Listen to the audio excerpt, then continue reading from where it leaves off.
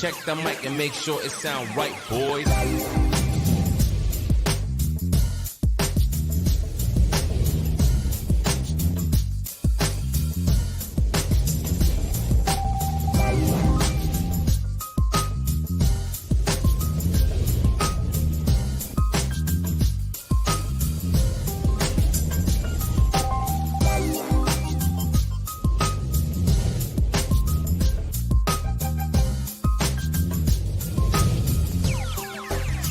Sound right, boys.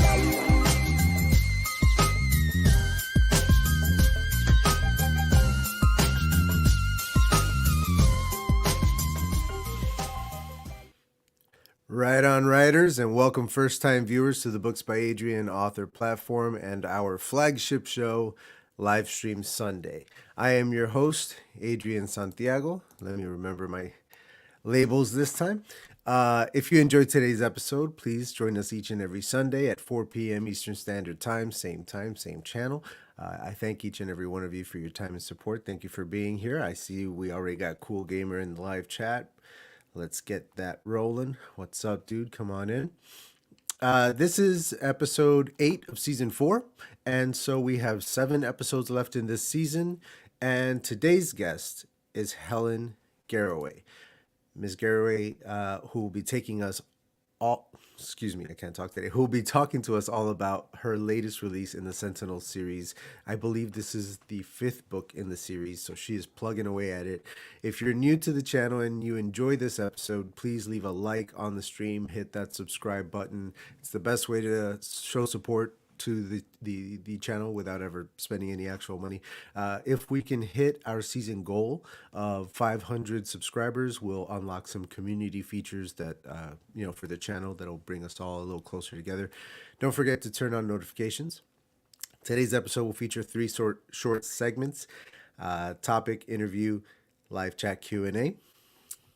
Topic, interview, and live chat Q&A. We'll take some questions from the chat throughout the episode to be read at the end of the episode in the 3rd segment.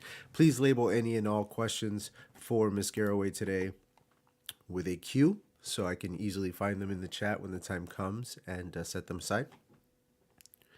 Now, if you didn't make it to the live show and you're catching this on the replay, take a moment to leave a comment down below telling us your favorite fantasy world. And lastly, the comment of the week today, I have it here, comes to us from Sylvie Minkin, who said she already read all of Blind Spot for the book club that we just launched last week, and she wants to talk about the Lucifer character more already. She went on to ask if she should read the prequel next or the sequel next, and I told her, well, I've read Forbidden, the sequel, and if you want to see more of the Lucifer character, it starts off with him in the second one. So she apparently dove right in and read that one too. So we're all just going to be playing catch up to Sylvie in the book club.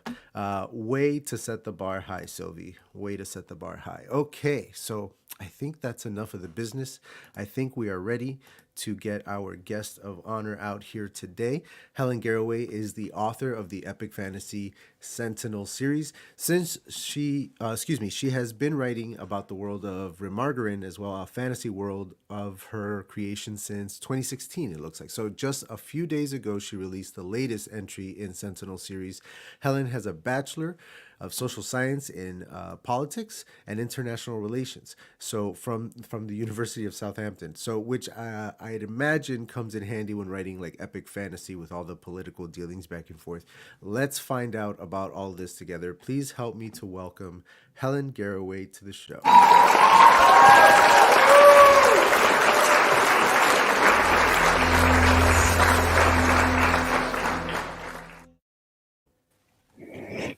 Hi. Welcome. How are you?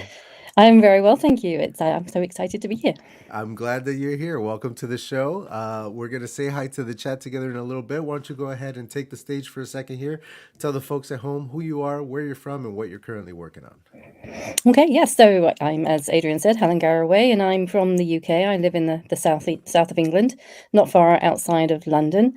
And I've been writing since about 2016. I've always been an avid reader. I love fantasy books, science fiction. I read almost every genre that's out there. I'm not keen on horror, but I'll read virtually anything else.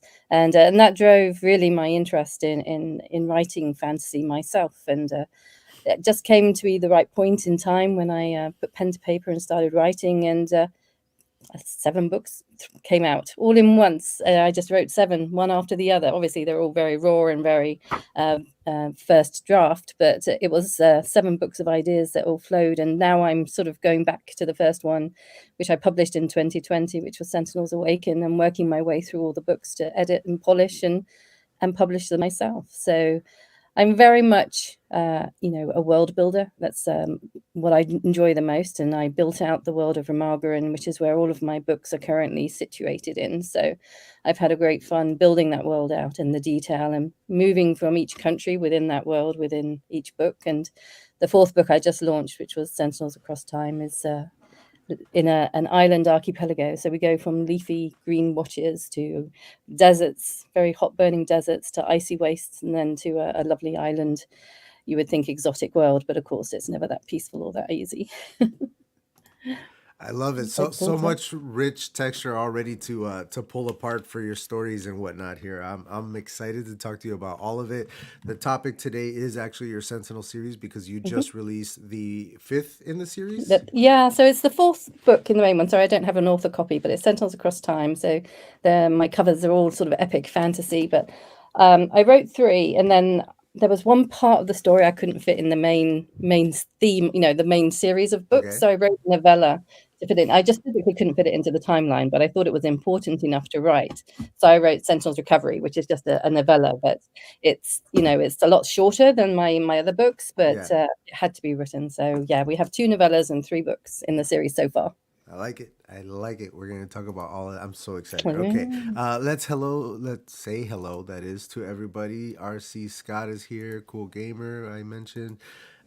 Shannon is a previous guest of Livestream Sunday, like yourself. So welcome back, Shannon. She's also going to be on the panel for the book club, the new book club. So welcome aboard, Shannon. Excited to do that. Not this Tuesday, but next Tuesday. Everybody finish reading the first, catch up to Sylvie. Up to the enthusiastic readers. Oh my goodness, she's 2 books deep, and I'm like, yo, slow down. All right. But that's what you want. You want enthusiastic readers. Hey, yeah, bring it on. Devour our books. Bring it on. Well, let's go ahead and dive into the topic while we wait for more folks to come into the chat. Folks, while you are in there, go ahead and start throwing some questions in there for Miss Garraway, and I'll collect them for later. Let's do the topic. Here we go.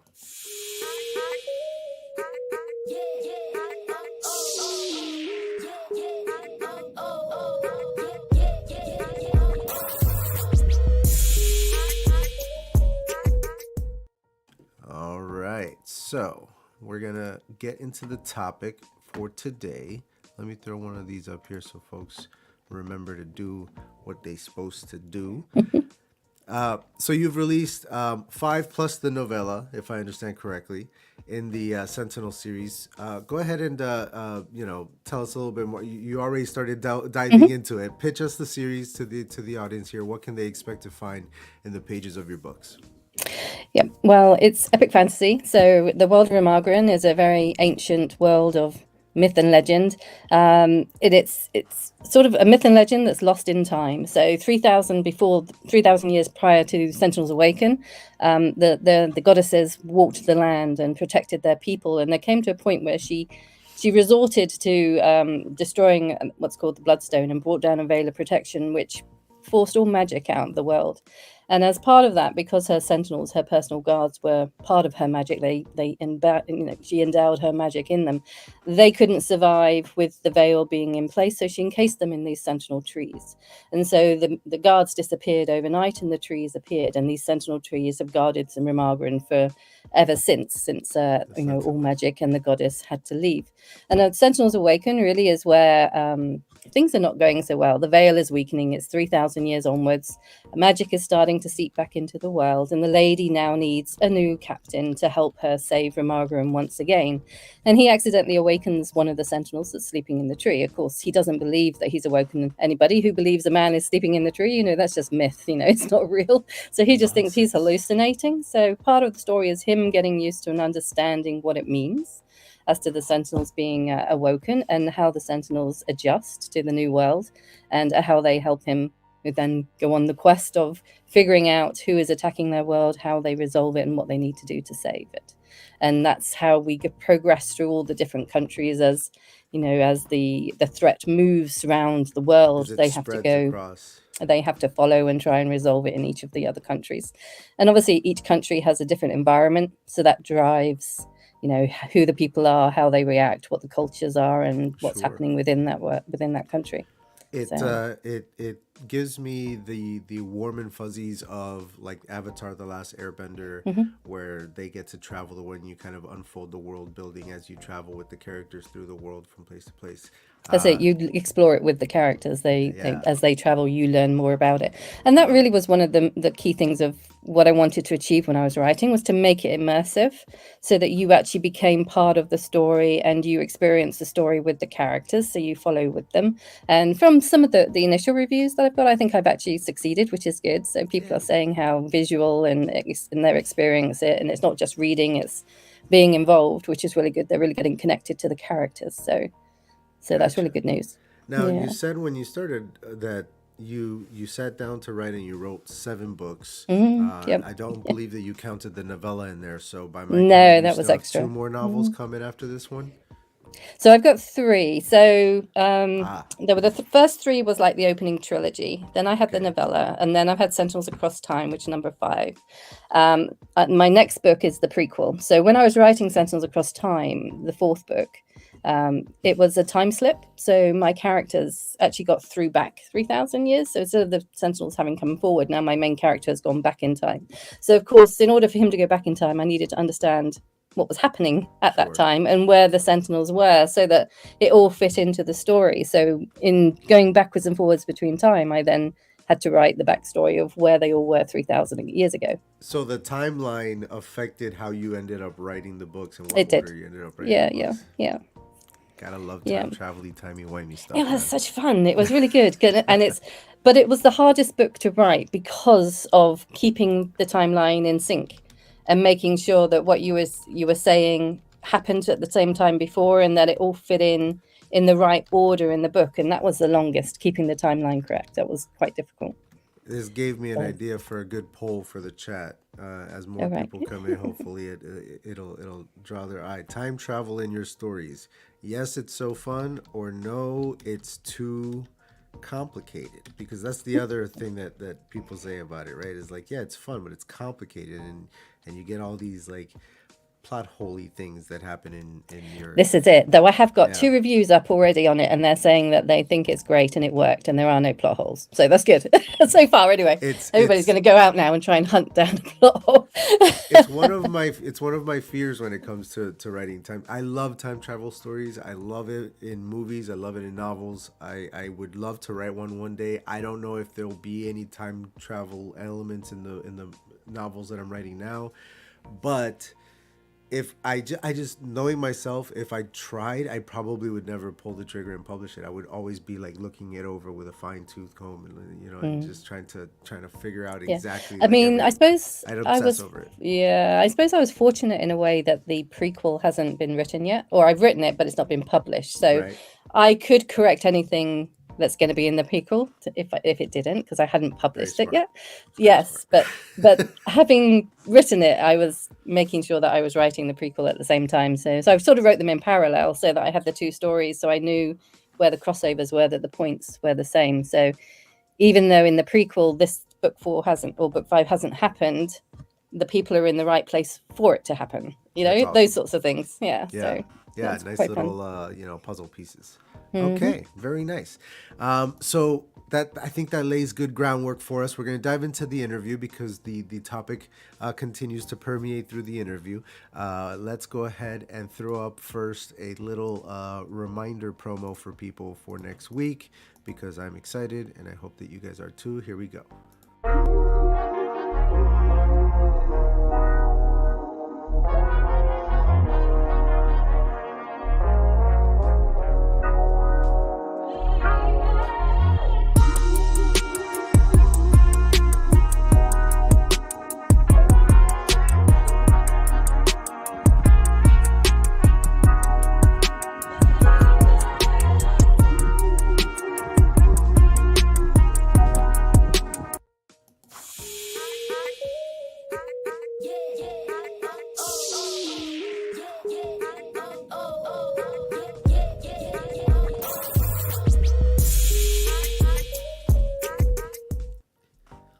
So, let's continue. I see Sentinel Stirring is available on your site as a free download. Tell us a little bit about Sentinel Stirring. Yeah, so Sentinel Stirring I wrote as like the free download if you sign up to my newsletter. So if you sign up to my newsletter, you can download the free ebook. But I also got requests actually that people wanted to hold it as a paperback, so I did publish it as a paperback as well.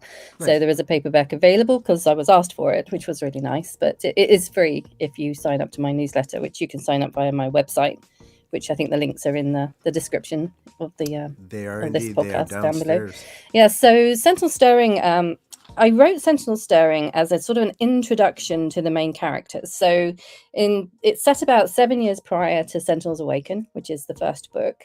And although Gerald, so the main character is Gerald, he's the King's Ranger. There's Talia, who's a scholar, who's one of his very good friends. And then there's Torsion, who is another scholar, who's more Gerald's mentor and like older brother. And it's really the story of how those three first meet. So Gerald is from Stoneford, which is one of the watches in Remagerin, and he lives at the keep, getting in everybody's way and getting into trouble, as always, as young boys do. And although it's their age, like, 13, 14, it's not a child book. It's just that's the age they are before they get to Sentinels Awaken. So really, it's just how they all meet and how they then, the lady really puts him on the path to become her lady's captain in the future, sort of thing. So it's an introduction of who they are and how they all get together. I like it. It almost, I mean, you said it was 7 years before? Yeah, before right? Sentinels Awaken. So he's about 15, I suppose, in Sentinel Stirring, and Gerald is like 22 by the time you get to Sentinels Awaken. So they're young adults by then. Nice. You get a nice backstory, a nice little adventure, self-contained right there. A nice little reader magnet. I like it. Very nice. Yeah, and it does feed into Sentinels Awaken as well. So if you've read it, you'll see things in Sentinels Awaken that relate back to obviously their history, and you think, oh, that's where I remember that, which is quite nice. Yeah. And I'm sorry, I want to make sure I remember right. You said 3 more books coming in the series. Yeah, so I've got a prequel, and then so the first 3 books are continuous, and so is the novella that continues straight after Sentinel's Justice. So the first sort of 4 are continuous. Sentinels Across Time is like 2 years on from the end of the first 4 books. And then we jump 20 years. So we're going forward 20 years to the next generation. So really it's the next generation of the main characters who are really driving books sort of 6 and 7. And obviously the prequel goes back 3,000 years, and that's where we find out who the Sentinels were, how they became Sentinels, and what happened to them. Really. Nice. So nice. Yeah, so it's kind of nice. It's epic timeline. Fantasy, man. It's real epic. You get the whole story. Yeah, and then at the end of that, yeah, and then at the end of that, I have ideas for a new series afterwards, but I don't know. I'm still thinking about that. I've got to finish this series first, but I'm thinking there's a possibility of going on and doing like science fantasy, but I don't know. I haven't decided whether I'm going to do that because it'd be more. I don't want to sort of give any plot spoilers away. It's really difficult to talk about your books, sure, isn't it? No, without giving things don't. away. But what happens at the end of it sort of opens up the possibility of other people finding them. So, then the space travel element comes in, and, people could come exploring to see, where did this world suddenly come from? Because at the moment, it's protected by this veil. So nobody knows it's there. It's virtually invisible. So it's very contained, but that could change in the future. So that gives more possibilities, which makes it quite exciting. Yeah, it sounds like you keep doors open a little bit. I like that. Mm-hmm. So this many books into your series, what are some of the things that you've learned the hard way about writing a long series like this? Well, I didn't intend writing a long series when I started. So the first time I started writing, I was just writing one book. I had this idea. I mean, where I live quite near to a really old ancient woodland. And, Nice. I often go for walks through there. And, when you look at some of these old trees and they're so old and gnarled, and you think how old they are and what they must have seen. And if only they could talk, what they could tell us, And then that sort of led me to the idea of somebody being inside the tree. And if they had slept for a long period of time and then reawoke into a new world, what they could tell us, what history they could bring forward that everybody's forgotten. And that was the idea of Sentinels Awaken in the first book. And of course, as I wrote Sentinels Awaken, my world sort of grew. It wasn't just the world of the country of Vesperi, which is where the first book is set, but there were other countries connected to it, and obviously these other environments that you then build within those stories. And so then the second book, we went off to Rolia, to the desert, and the second book wrote, and then I went to the icy wastes of Elothia, and I wrote the third book. And I did write them pretty continuously over 2 years. And I just think it was obviously the right time, right place. The ideas just flowed, and I just wrote, and I just wrote and wrote and wrote. And all I did was write. I didn't go back and edit or anything. I just You wrote were the in that ideas. zone. Yeah, it was just Exactly. coming And out. they just flowed, which was really quite amazing and quite a wonderful experience. And I hope it happens again. Does that mean you pantsed the entire thing? Did you just... Virtually, yes. Yes, Wow. virtually. Yeah, because as I said, when I first started, I just had this broad idea. Yeah. And the characters sort of took me where they would, I just followed where the character and the storyline went. And this was obviously my first book as well. It's the first book I'd ever written. And I didn't intend to write the trilogy, but that's where it came. And then the trilogy became 4, and then it became the prequel. And then I had another 2 after that. Oh, I could keep going. Yeah. And my characters sort of led me down that road, and they had plenty to say, so I kept on writing.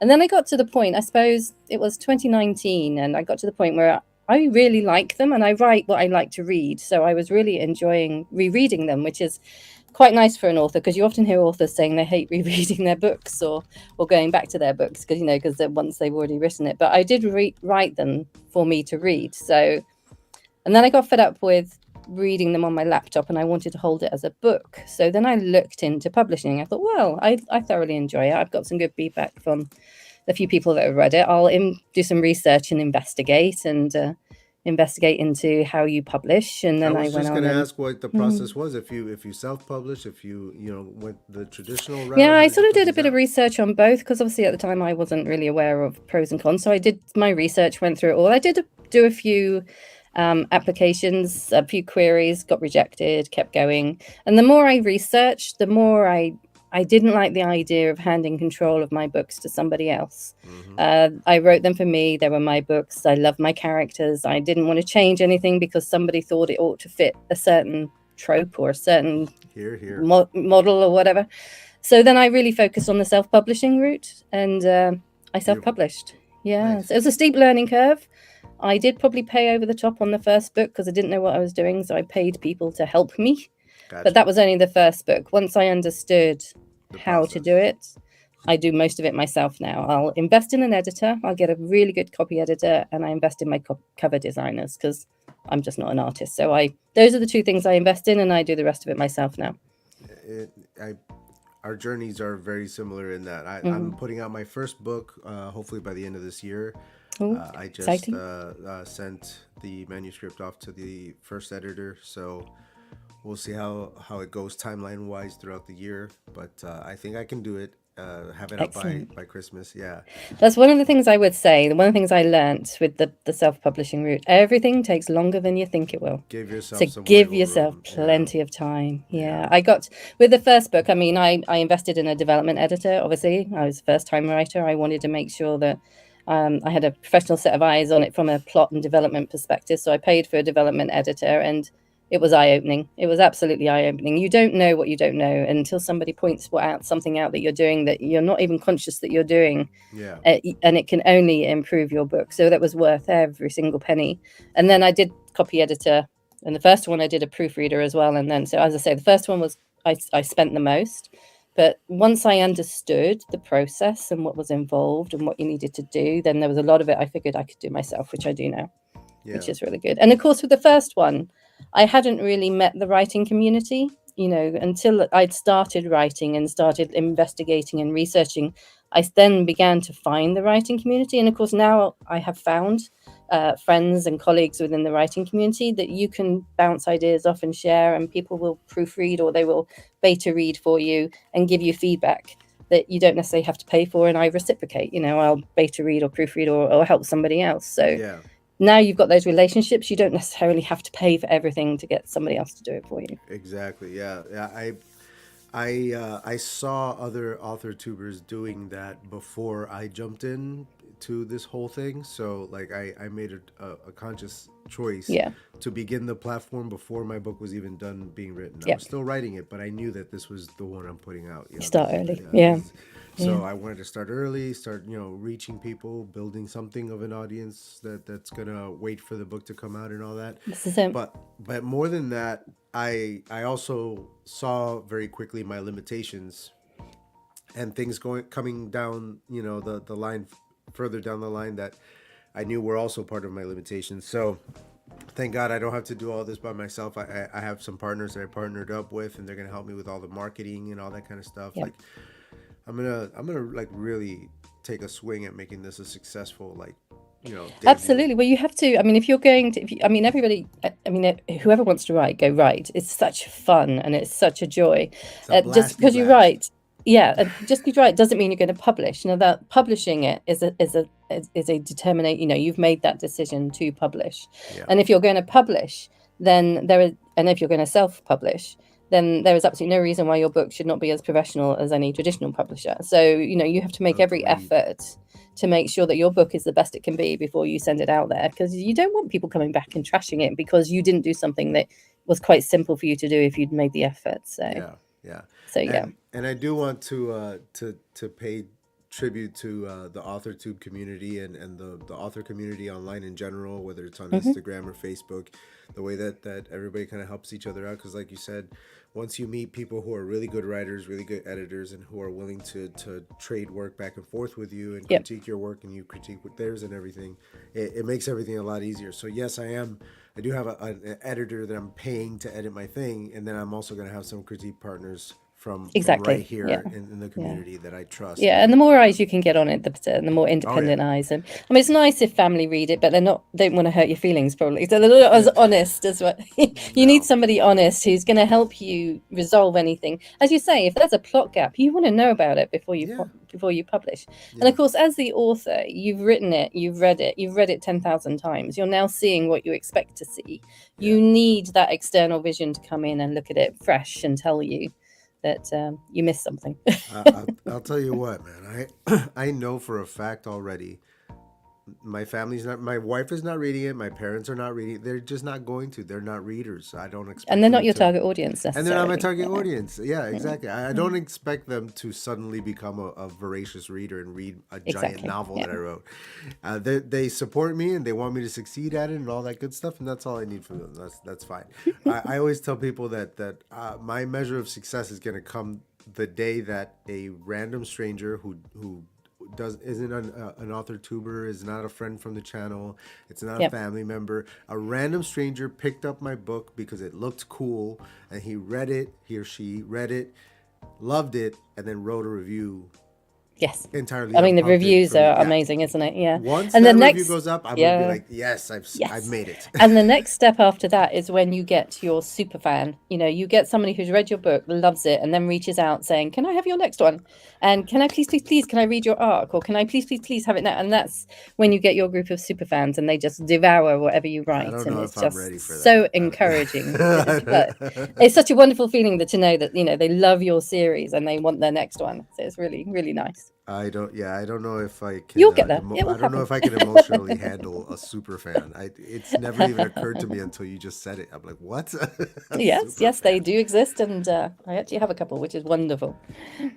Oh boy, that's terrifying. Okay, I don't know why I'm so afraid of that, but that's terrifying. Okay, they are the most supportive going. They shouldn't be terrified of them. I'm sure they are. Yeah, it's just okay. Just a thought. Yeah, it's just a thought. It's just weird. So, with each new book that you've put out, what have you started to do differently publishing? Maybe even recently, like. you're learning more about it every time you do it. What's your piece of advice for people that haven't done it a whole bunch of times yet? Yeah, well, first of all is one, give yourself plenty of time. Don't put yourself under pressure. Two, do invest in an editor and invest in your cover. You know, the cover is what's going to hook your reader. What's in it is going to make people keep reading it. So, you know, those are the two things that you should make sure. I mean, it all depends on your situation. You know, I work full time.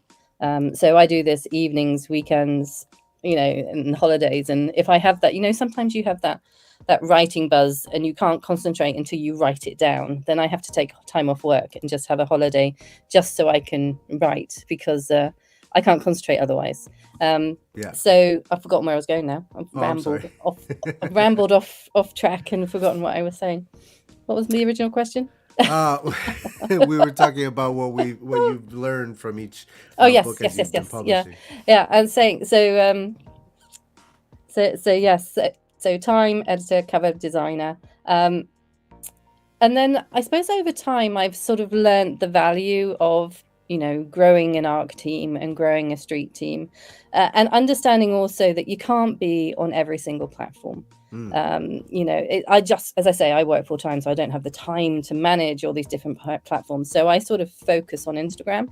That's where I'm most comfortable and where I'm probably most active. I do dabble on Twitter. Yeah, I did reach out to TikTok, but I just don't have time to create videos. So I'm dabbling. I'm not really there yet. I have my Twitter set have up a presence. To just automatically put whatever I put up on Instagram, but I just flips. I never even log into. I don't know my Twitter password. I just don't know. But what I did do was create a website, and I mean, if you're a first-time author, the basic thing is just have a landing page where you can sign up to your newsletter.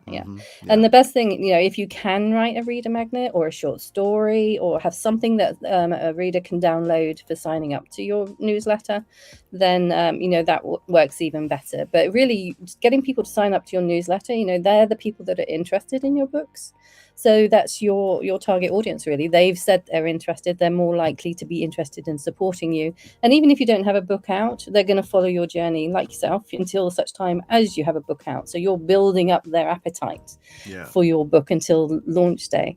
So, you know, things like that. I mean, marketing is the most difficult piece of the whole puzzle. And I have a marketing background, but it's still difficult, you know, finding your target audience, figuring out where they're buying their books, where they're consuming information and finding their next read. You know, it is very, very difficult. And I've only just started dabbling on Amazon ads, and I don't know what I'm doing really. So everything seems to be a learning curve each time. You know, you go to that next piece of the puzzle and you think, right, let's try this bit, and let's try and start driving awareness. Because that's the trouble. Nobody knows who you are. Certainly for a self-published author, nobody knows who we are. So how do you get that awareness out there and get readers interested in your books in the first place? Yeah. You know, the guys that I partnered up with, they're sort of serving as street team, marketing team, you know, all that. Right now they're experimenting with Facebook ads and Instagram ads and all that kind of stuff. And, you know, we've got a big like launch thing coming up in the future, but right now they're like, you know, trying things out, trying to find our niche and all that kind of stuff, doing all the groundwork before we actually, you know, start the real deal. It's a complex thing that people underestimate. Yeah, and I think it's different for different genres as well. So depending on the genre that you're writing in, as to what people expect.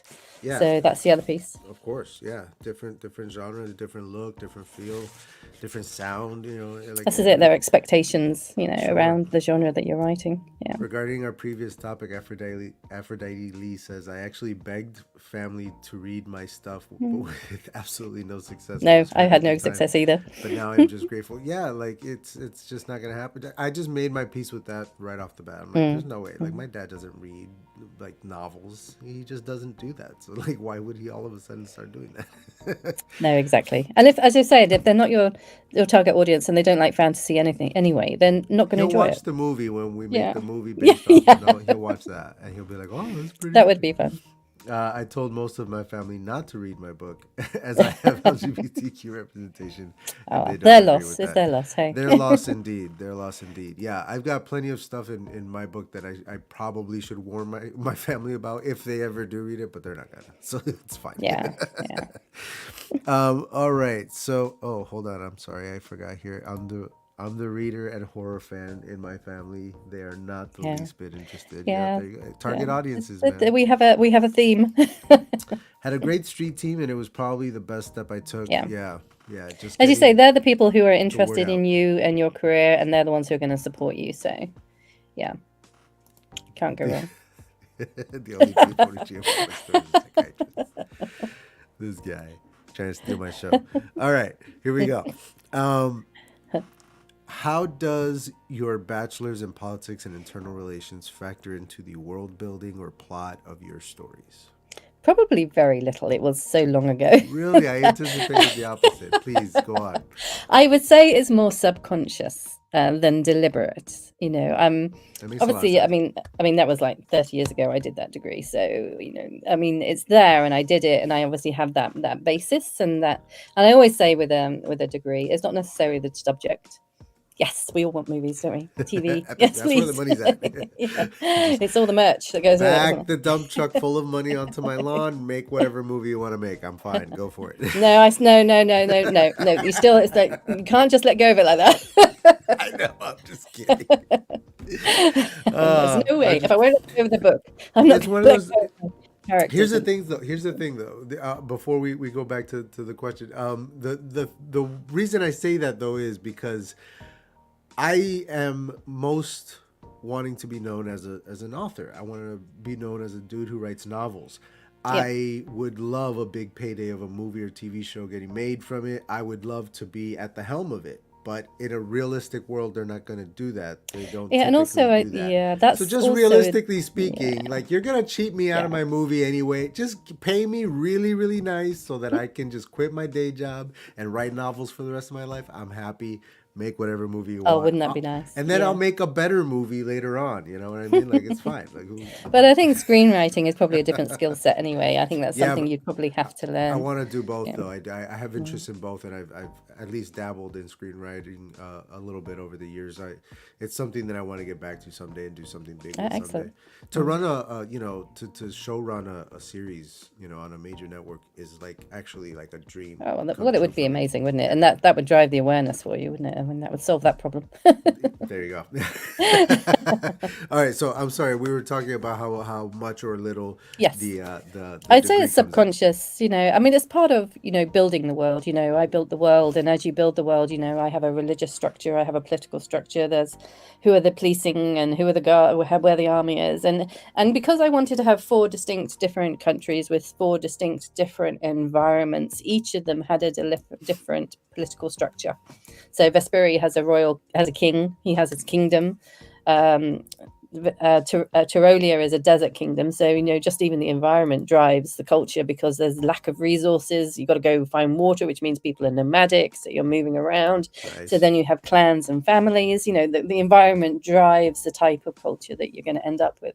Elothia was a duchy. We had a duke, and then the islands archipelago is an empire. We have an emperor. And so I just differentiated my countries by the environment and the culture and how that drove what the political structure would be, which seemed quite logical to me. But that was how I got there, and that's how it sort of developed. And each environment had its different, climate, Sure. things like that. That all got driven by that. And that's the fun of world building, that you can just make it all up yourself. And as long as it makes sense within the context of your world, then anything goes, as long as it's consistent and it makes sense and people can understand and relate to it, it gives you that context to immerse your readers into. And that's what I think is the fun of world building. That's it's something that I love playing with in my own story. The idea of as you said earlier, the characters discovering the world as you follow through them, you Go discovering with it through them. them. So you know that I'm very much going through with that in my own series as well. It's very contained into one you know part of the world that I've created until the Yeah. second book where you break through Yeah. to the next and so on, and I'll just continue to unfold it. The prologue started out as a short story. It became the prologue to a novel, and then the novel became a trilogy. And before you know It it, just I'm kept gonna have going. yeah, I'm probably gonna end up with 7 books like yourself. Like who knows? Yeah. We'll see. That's Yeah, how it it just keeps goes. going. That's Yeah, how it develops. Yeah. And the nice thing is, once you know, now I've got the 4 books written, I have the world and I have 4 maps. I have my maps, and we're currently building that into a world map now. So we're going to have a world map, which of course will nice. go to the prequel, because the prequel will cover the world, you know, because they would be exploring the world as they're going and discovering it all 3,000 years previously, sort of thing. So, although there would be some differences over 3,000 years and a lot of things change, you know, there's the basis and how the countries were developed is the fun of the prequel. Very cool. Yeah, yeah. Aphrodite says that she wrote the scripts to all of her novels. That's how you do it. You just turn them in a full script. This is the one. Yes, this is how you do it. I actually have more scripts than novels. So now you're going to make more of those scripts into books. There you go. Yeah, now that you have novel adaptations of Mm. major motion pictures. I haven't done much world building. Still too new slash lazy. Plus, it's not really needed for short novellas. I Yeah, don't write well, short. I can't write short. I Just can't. I can't do can't either. it. Yeah, I'm supposed to have like 2 short stories to go along with my novel to like you know like stuff for the newsletter and stuff like that. And I'm like anything I start is just gonna become this like Mm. epic thing. Like I don't know how to contain it. Yeah. I But mean, even my novella, you know, the novella, the book 3.5, that I couldn't fit in Sentinels Justice, was like 55,000 words long. You know, that's yeah, almost a novel, you know, a very small novel, but it's yeah. more at the upper end of a novella, you know. So, but yeah. Now, that being said about like how big my stories tend to go, I still believe that your world building should always be in the service of your story. And if it's not affecting the plot or the characters within the plot, then it's probably unnecessary world building. Like try to keep it contained to the story. Yeah. As epic Yeah. is, you know, if you're telling an epic, then you're gonna have epic world building. If you're, you know, doing a novella, you're You still don't need it. world Yeah. you know but you're still world building to an extent But of you don't need, revealing yeah. whatever. Yeah, It's enough. It's enough. All you, really, the world is the context within which the story if it takes place in is a being room, told. that's the whole That's all you world. need. Yeah, Yeah. that's the whole Yeah. world of the story. Yeah. Yeah. um And for me, I think my world building almost became another character, because the environment, and I was trying to make it so immersive that, you know, I wanted that to permeate the whole story, and that you would if you start reading the book from the environment, you would know which book you're in or which country you were in. Nice. So yeah. Very nice. uh Let me see here. So we've kind of covered my next question. I'm gonna skip it. You've worked for years in tech companies. What kind of work have you done in that field? Yeah. And that's very far from storytelling. So how are we in I these two know, I places? know, I know. So I started off in sort of high performance computing company, and so even back then, like 20 years ago, that was, you we were talking about reality centers and immersive rooms where you had the 180 I can't even say it, 180-degree wraparound screens, and you were being so I already had that immersive idea in my head just from one of like the first places that I actually worked for, because that company made the computers that did all of the special effects and things anyway. So I already had that immersive idea even back then.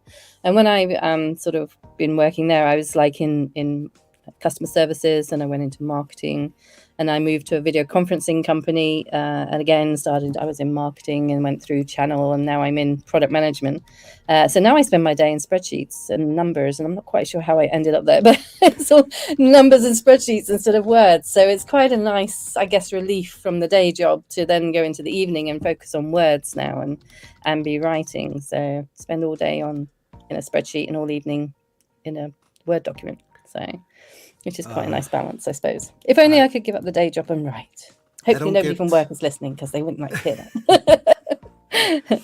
I don't get very political on my channel, but there's one line that I draw, and that's against spreadsheets. I have a strong hatred against I seem to be Spreadsheets. getting more and more into them, so it's really weird. Yeah, it's not where I thought I'd go, but that's Yeah, where I've ended up. some But shift it is that what it is. happens in your brain Yeah, where you're just like, oh, now I get it. yeah, yeah, Spreadsheets. yeah. Numbers. um, so so you kind of touched on this already, how that particular skill set and career affects your stories. It's all kind of like part of a right brain left brain thing with you, huh? I think it is. Also, I think, no matter what you write, there is always going to be an influence from what you personally have experienced. And even though, as I say, sometimes it's subconscious, because it wasn't until I was really talking about where I first started that I really thought about, gosh, those reality centers were immersive.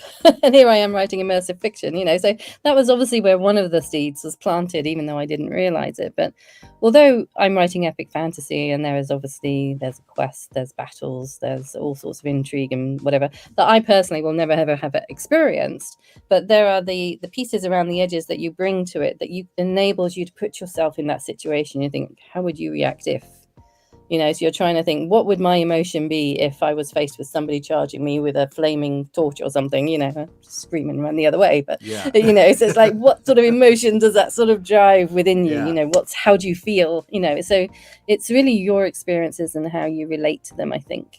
Yeah. It helps you, make your writing more real, more realistic. Every time that I read anything where like a character's holding a torch, I always wonder why we're not talking about the heat that comes off of that and how much it like feels like it's baking you as you're holding it. I'm always looking for stuff like that, and I very Yes, rarely, yeah, know what I trying mean? to So use like, these other senses. Yeah. like there's a whole like painting that you can create with all these Yeah. little details. And I tried to do that because one of my characters is blind. So I was trying to bring in the fact that she never actually sees anything.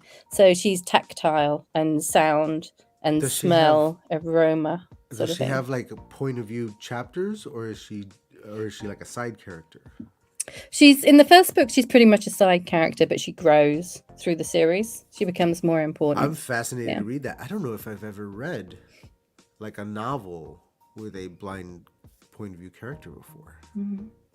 That Yeah. She gets Oh, more yeah. as you go through, and it's more it's her intelligence and her abilities rather than what she can see around her. So she's Sure. obviously becomes quite analytical and is able to pass information and what she's hearing and tasting and smelling, rather than what's in front of her eyes. So she can see more than what those who can see, which is quite a nice sort of twist that although she's blind, she actually sees more than those who can so very see what's Toph happening. from Avatar. I'm gonna eat this up. I can't wait to read it. I can't wait to read it. Aphrodite Lee has chosen to ban herself from my channel. I'm sorry, them's the rules. I don't make the rules.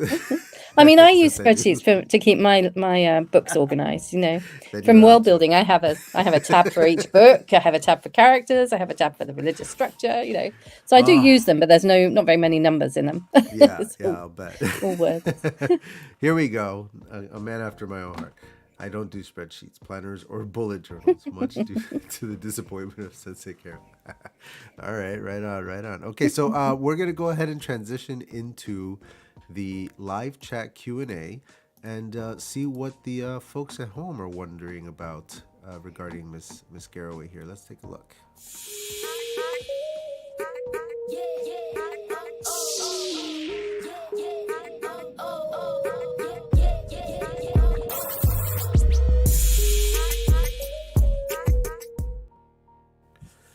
What are your future writing goals? Maybe after Sentinel series, since the end is kind of in sight, huh? So I'm currently I've written a paranormal fantasy called Soul Breather, and I've written this to be part of an anthology. So I'm actually Nice. part of an anthology with like 40 other authors too. And obviously the intent of the anthology is to try and hit the USA Today bestsellers lists, So, but partly, writing for an anthology was to get involved with other authors, to meet other authors, and to sort of leverage relationships and, work together in the writing community. So that's been really good fun. And it's the Realm of Darkness anthology, which comes out in October. Now, this is the first book that I've ever written to an external deadline. Obviously, the Sentinels series has all been what I've chosen to do and how Your own personal deadlines. Sure. So it's what I've set. But this one, I have to have it all written, edited, and ready to publish by the end of August. And it's So I've got it written. It's currently with beta readers, and then it's going to a copy editor, and then, we'll be ready to go. So I'm on track, which is really good. Thank goodness. But again, even though it's a paranormal fantasy, it has world building. I've still built a new world, and I've still got my world in there, and so it's quite interesting. I'm a world building paranormal fantasy. I just can't get away is from it. Some of the most fun parts of it for me too is the world building. Yeah. Sometimes, a lot of people get plot ideas in the shower or whatever. I get world building ideas in the shower. Yeah, You know what I mean? I have lot. I mean, I've got 2 other books that are about 75% written. I just haven't had time to go back and finish them off. Yeah. So, I mean, obviously I wrote Soul Breather. Well, Soul Breather was one that I sort of had started, and I had 2, and I was trying to debate which one to put in Realm of Darkness as to which one to finish. So, because it was like they wanted, it was like magical creatures, like angels, demons, dragons, things like that. You had to have a magical creature and an element of romance in the story. And I had 2, which I could choose, and I went with Soul Breather is the one. So that's the one I finished writing. But then I have a dystopian fantasy that's probably, well, I'd say it's more like 90% done. I've just got to finish it off, but I just haven't had a chance to get back to it because I was doing Sentinels Across Time, and then I had Soul Breather, and I'm also doing the audiobook for Sentinels Awaken, which is the first one. Nice. So we're doing that, and of course that's a whole nother ball game and a whole other, A whole other skill set. Yeah. Yes, yeah. I mean, I'm not personally recording it, although I Still. did debate about it. I was going to. I just didn't have the time to figure it all out and to It's a do lot. it. It's just a time thing. I couldn't do it. Maybe one day, if I can ever, write full time, I would record my own books. But I've actually got somebody else doing it, and it's really good. I really love it. And but again, when you're listening to it, it's just catching the things that don't sound right or are slightly slurred, or he's used the wrong word, and it's getting the timestamp and feeding it back. It's just that cycle of, and it takes time to listen to a book, of course. I mean, it's at 11 hours. Book 1 is 11 hours, just over 11 hours. Yeah, and that's the shortest, of my books. So the second book is going to be longer. Do you remember what your word count is on that one, roughly? The first one is just over 100,000. It's about 101. I think it's about 101. But the second book is like 130k. So that's going to be a few hours longer. My first is in the neighborhood of 150k. It's a big I was aiming at 100k because when I was first researching, they were saying like traditional publishers want, because it's obviously once you're over 100k, it costs more to print. So they want you to be around the 100k mark. And because at that time I wasn't sure which way I was going to jump, I was sort of aiming at where did I get to? Yeah. How did publishing your first book change your process of writing? I don't think it did because I'd already written all of those books by the time I started going back to edit and publish. What about going I think forward? I did.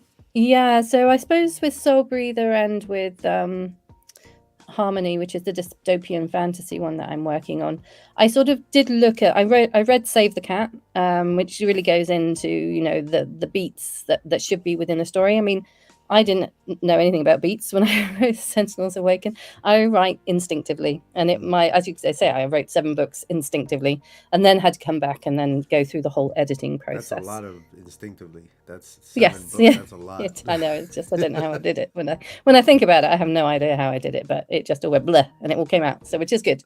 But then I had to go back and edit it all. But I actually do enjoy the editing process as well, because I find when I'm editing, I discover things that I didn't think about when I first wrote it. Oh, sure. And so you're making it better, and you're polishing it, and you're thinking about the words. And then I do go through and make sure, that that's in sequence, that things are happening in the right order, that I've foreshadowed something in the right place, or if I haven't, that I do go back and foreshadow something to make more of an emphasis and things like that. So, Beautiful. But again, it's only what I've sort of self-taught and learned on the way and researched. So, but I think every book you learn something new, and you just assimilate it into the way you write the next book. Nice. What are some of the most challenging types of scenes to write? She struggles with fight scenes. Yeah, I do too as well, because I've not exactly ever been in a fight. So that can be the challenge. And I must admit, I did have, when I sent one of my books out for a reader, they were saying it wasn't gory enough.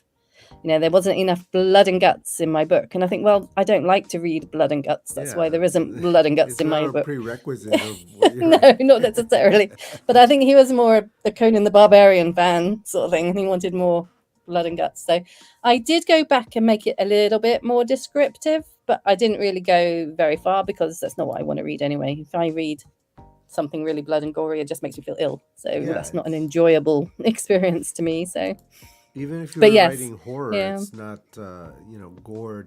I'm not a fan. I'm not a horror fan at all. Yeah, but even if you were, my point is that they don't equate to the same thing. It's funny how some people think that they're the same thing, and they're just not. Yeah.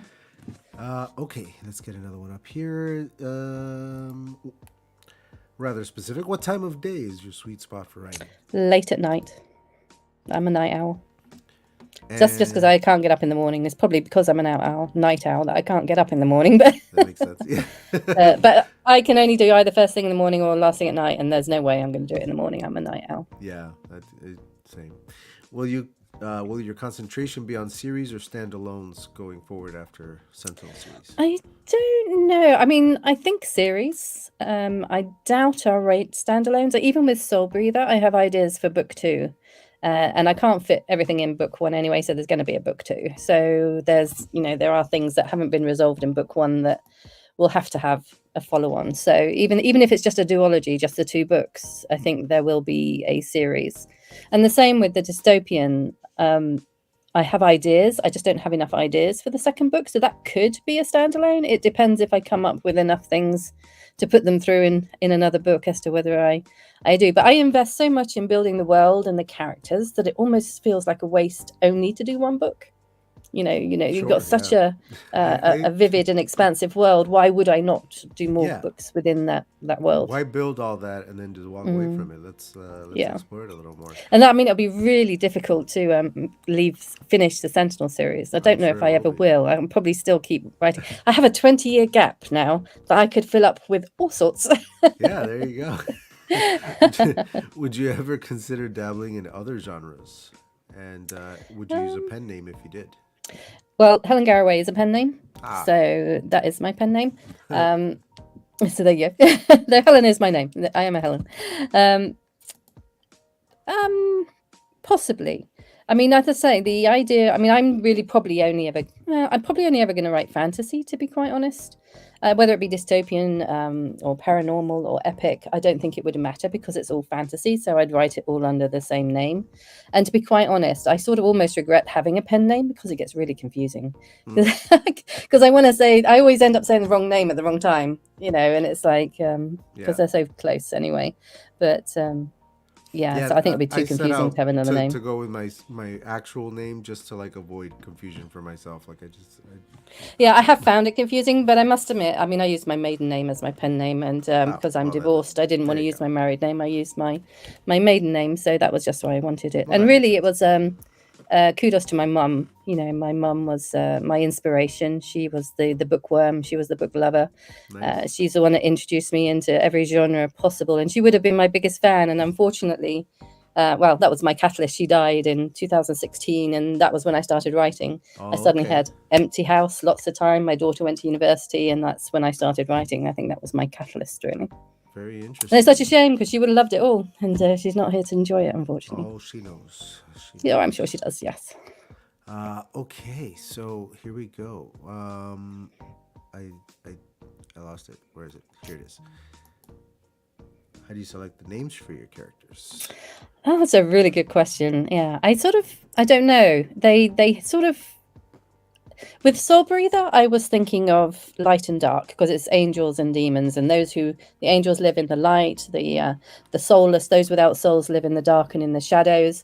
And so my heroine lived in the light, so I was thinking of soul and sun, and she became Solange.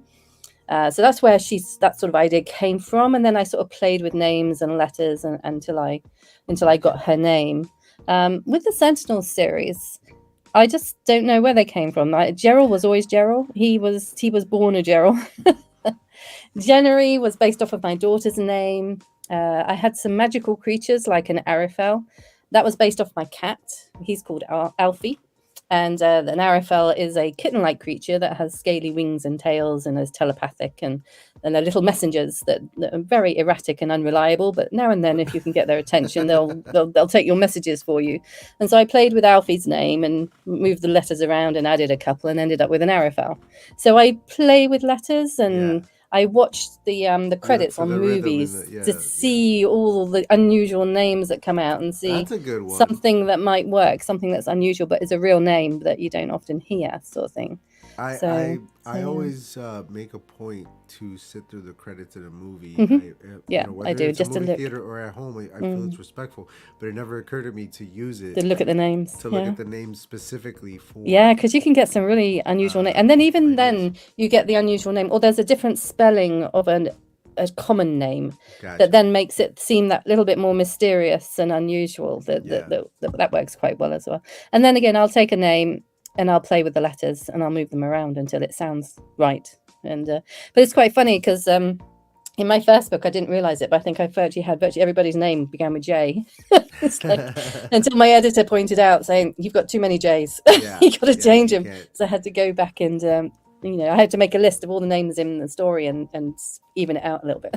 I love that because it's one of those unspoken rules of writing that you're not supposed to have two characters whose names start with the same letter, and then you've got George R.R. Martin who's writing a world so large that you have you can't 19 different Egons. You have people named the same name, not just the same letter, but the same name over and over. You have thousands of characters. How are you? There's only 26 letters in the alphabet. Yeah, and I did have that in Sentinels Across Time, of course, because you had descendants. Yeah, yeah, and that was quite fun as well because I had Gerald, and then when he goes back in time, he inhabits somebody else. But it was that cyclical journey that if there wasn't a Gerald, there wouldn't have been a Jervin. And I got Jervin by taking Gerald's first name and last name, which is Gerald Haven. And I took the J-E-R from Gerald and the E-V-E-N from the end of Haven and joined them together to make the new person. And that was who he was in the past. But if he hadn't been in the past, he wouldn't have been in the future. There's that sort of cyclical, mind-blowing, how does that work? But that was how I came up with that name. So I was trying to... I was trying to make sure there was a connection and a reason for the two to exist, sort of thing. Beautiful. So that was quite fun. Miss Garraway, it is 5 p.m. We have flown through this thing. That's crazy. Why don't you go ahead and tell the folks at home, remind them what you have coming up down the pipeline, and then you and I will go and record the podcast after this. And we'll say our goodbyes to everybody. Go ahead and remind everybody what's going on. Yes. Thank you so much for having me. It's been great. I can't believe it's gone so quickly. So Sentinels series. Yes. So the Sentinels series, 5 books strong. Sentinels Awaken was the first one. Sentinels Across Time. Sorry, I don't have an author copy yet. But Sentinels Across Time released on March 22nd. And this was my time slip novel. And you probably can read it on its own, but I would recommend you go back to book 1. You'll probably get all the more the nuances and understand the characters if you read it from the first book. My next book is Soul Breather, which releases on October 4th and is part of the Realm of Darkness anthology. And the anthology is only 99 cents or 99 pence, so you have no excuse not to go and get it. 40 amazing novels plus my Soul Breather, and they're only available as part of that anthology. My next book in the Sentinel series will be Spring 2023, which will be the prequel, which... don't want to say the name yet, but that's coming. And I just got the cover and it's like, oh, you just want to share the cover. How to sit on it is quite difficult. But yeah, so that will be the prequel, but that's not until spring of next year. And then who knows what I'll do next. I'll probably go back and do my dystopian fantasy and finish that. That's awesome. I expect. You get got everything. A lot of irons in the fire. You got a lot. There's so much. And of course, Sentinels Awaken, the audiobook, could be out in the next couple of months. Just finalizing the proofreading of that. So that should be hopefully out next month if we're lucky. All right. Yeah. The poll from before, time travel in your stories, Excellent. 75 went with yes, 75% went with yes. So we've got some brave souls in the chat. Good. I want to see those time travel stories, and I'm going to be looking for the paradoxes, my friends. All right. Miss Garraway, thank you so very much for being here with us today. It did just fly by. It's crazy how fast that went. Stick around. We're going to go ahead and do the podcast after this. For everybody at home, like, comment, subscribe, do all the things downstairs. And, come back on Tuesday for Breaking Bad. Come back on Thursday for Ms. Garraway's podcast episode. And then back next Sunday for Hello Future Me, which I hope still happens. Apparently, he's a little ill with COVID right now. We may have to reschedule. I'm a little bummed about it, but I just want him to get better and feel healthy before he comes on. So we'll see. I'll announce it on Instagram and other places, newsletters, etc., if we have to reschedule. In the otherwise, be here Sunday for that. All right, you guys. Right on, writers. We out.